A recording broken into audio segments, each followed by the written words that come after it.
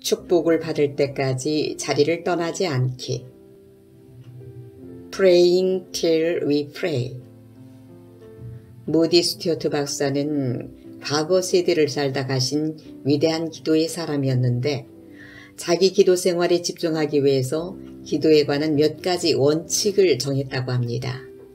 그 원칙 중에 한 가지가 기도에 몰입될 때까지 기도하기였습니다.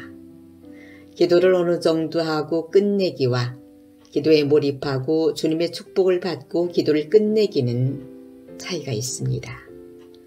우리 중에도 종종 교회에서 기도회를 가지면은 얼마 지나지 않아서 하나 둘씩 일찍 자리를 떠서 서둘러 집으로 돌아가는 사람들이 많은데요. 존 레이 목사님도 평소에 기도 모임에 참석하는 것을 좋아하던 분이었습니다. 그분은 자기 경험을 토대로 이런 간증을 하셨습니다. 존 레이 목사는 기도 모임이 있다는 소식을 들으면 빠짐없이 참석했는데 하루는 그날 저녁에 기도 모임에 참석했는데 그날 그는 자기가 몇 가지 바쁘게 처리해야 할 일들이 기도 중에 생각이 났습니다. 그래서 그날은 남들이 열심히 기도하는 시간에 자기는 자리에서 벌떡 일어나서 서둘러 집으로 돌아오고 말았습니다. 그런데 교회를 떠나서 그리 멀리 가지도 않았는데 자기 내면에서 자기를 꾸짖는 목소리가 들려왔습니다. 이렇게 말하는 것 같았습니다. 아들아, 너는 목사로서 예배가 다 마치기도 전에 축도를 하지는 않지? 존 리 목사는 그 말이 무슨 뜻인지 금방 깨달았습니다. 기도를 끝까지 마쳐야 하나님의 축도를 받을 수 있다는 뜻이었습니다. 그래서 즉시로 발걸음을 돌이켜 다시 기도회를 하고 있는 장소로 되돌아갔습니다. 그리고 성도들과 함께 같이 기도를 드렸습니다. 자기 마음의 기도의 부담과 짐이 다 벗어질 때까지 충분히 기도했다고 느껴질 때까지 진지하게 기도를 드렸습니다. 그러자 주님으로부터 은총이 임하는 것 같았습니다. 마치 주님의 축도를 듬뿍 받는 기분이었죠. 불행하게도 충분히 기도에 몰입해서 하나님과 대면하는 시간을 가지기도 전에 서둘러 기도를 중단하고 끝내버리는 기도의 습관이 우리 가운데 일반적으로 행해지고 있는 것 같습니다. 제 경험과 생각에는 기도의 마지막 10분이 처음 30분보다 더 의미 있는 시간인 것 같습니다. 왜냐하면 기도에 몰입되고 하나님과 만나서 진짜 대화하며 기도하려면은 처음에 기도에서 거기까지 도달하는데 적지 않은 시간이 걸립니다. 그런데 거기까지 도달하지도 못한 채 서둘러 기도를 끝내버린다면 기도를 아예 안 하는 것보다는 낫겠지만은 효과적인 기도, 진지한 기도라고 말할 수는 없습니다. 우리는 기도 드릴 때 산만한 생각을 다스려야 합니다. 분주한 세상에 살다가 기도를 드리려 할 때 처음부터 기도에 깊이 몰입되는 것은 아닙니다. 기도를 하면서도 딴 생각도 나고 실제로 주님과 대면하지도 못한 가운데서 내 혼자 소리를 독백하듯이 말할 때도 종종 있습니다. 내가 말한다고 주님이 다 들으시면 좋겠지만 때로는 내가 산만한 가운데 있으면 주님도 안 만나주실 때가 있는 것입니다.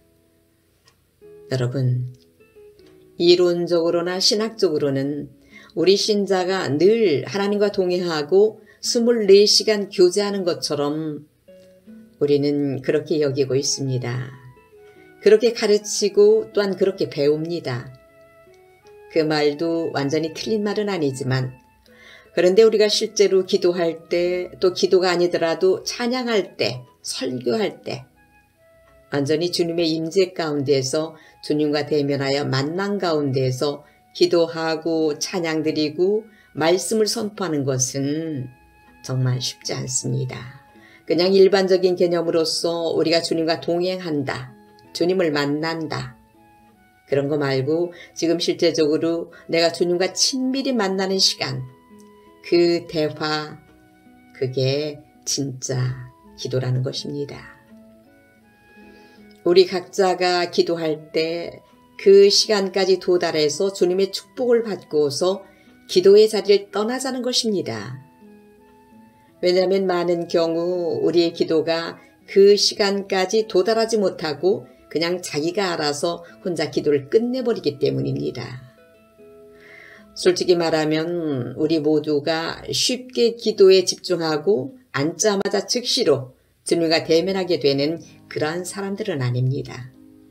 그래서 사실은 기도가 안 되어지니까 못하는 것입니다. 기도에 몰입되고 기도만 하면 즉시로 주님과 대면된다면 우리 중에 누가 기도를 못하겠습니까? 다 기도를 잘할 것입니다. 그러나 안 된다고 그저 굴복하고 체념할 수는 없습니다.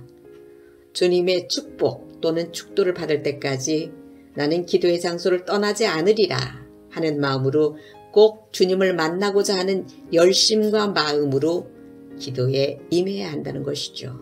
그리고 기도의 경험자들이 말합니다. 평소에 구별되고 성결한 삶을 살아야 기도가 잘 된다고요. 성결한 언어 생활, 차분하고 정직한 성품의 삶을 살아야 주님도 쉽게 만날 것입니다. 그런데 우리가 기도할 때 우리의 마음이 무디고 영적이지 못할 때 그런 상태를 스스로 벗어나려고 너무 몸부림치지 마시고 그런 자신의 상태를 솔직하게 주님께 시인하고 인정하고 또한 그러면 그런 대로 기도하는 것입니다.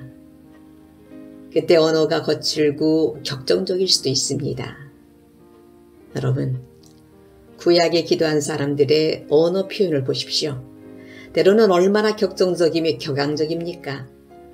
차분하고 조용하게 주님을 대면할 수도 있고 격렬한 상태에서 주님을 대면할 수도 있습니다.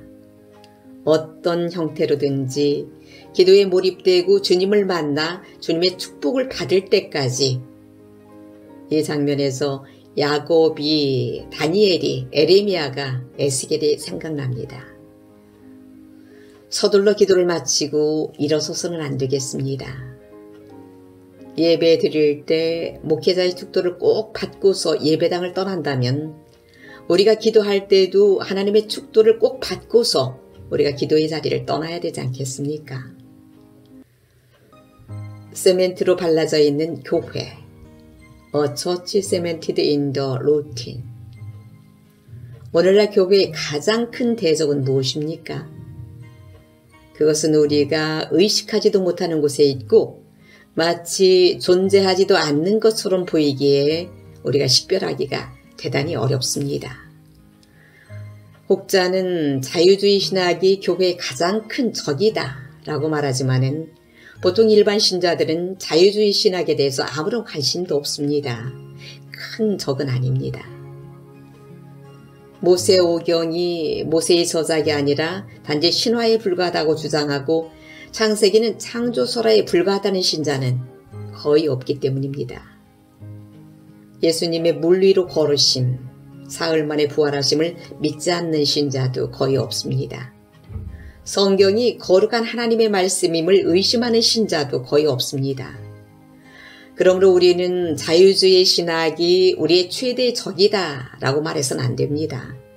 그것은 어쩌면 진짜 적을 외면하고 자유주의가 마치 진짜 적인 것처럼 오해하게 만듭니다. 대부분의 복음주의 교회는 진리를 굳게 붙잡고 있으며 조상주석부터 물려받은 신앙을 갖고 있으므로 자유주의는 사실상 교회의 가장 큰 대적이 아닙니다. 그럼 오늘날 교회의 가장 무시무시한 대적은 무엇입니까? 그것은 바로 매너리즘에 빠지는 것입니다. 즉 일상성이 교회와 신자들을 강력히 압제하고 있습니다. 늘 해오던 방식 그대로 하는 매너리즘이 폭군처럼 오늘날 교회를 강력히 지배하고 있습니다. 프로그램이 만들어지고 과거에 잘했던 방식 그대로 그냥 답습하고 있습니다. 그래서 우리는 다음 주일날 예배에 무슨 일이 일어날 것인지 다 예측할 수 있습니다. 뻔한 일들이 또 일어날 것이기 때문입니다. 이 일상성, 이 매너리즘, 자유주의가 아니라 이것이 오늘날의 교회의 가장 치명적인 위협입니다. 우리가 모두 다음에 일어날 일을 예측 가능하게 하고 그래서 주님이 행하실 그 어떤 새 일도 기대하지 않게 될 때 우리는 매너리즘에 빠진 것입니다. 일상성 루틴이란 가장 큰 난관에 직면한 것입니다. 이런 교회를 보면서 저 투어저는 A church cemented in the routine, 교회가 일상성이란 세멘트로 발라져 버렸다는 생각이 드는 것입니다. 한국인은 도배한다는 말을 잘 쓰는데 세멘트가 발라져 버렸다는 더 강력한 표현이래요. 그러므로 적을 올바로 분별합시다.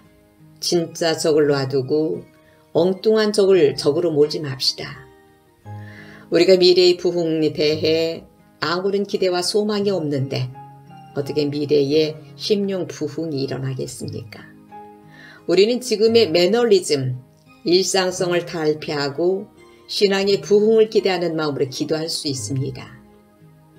그 발라진 시멘트를 까부실 필요가 있는 것입니다.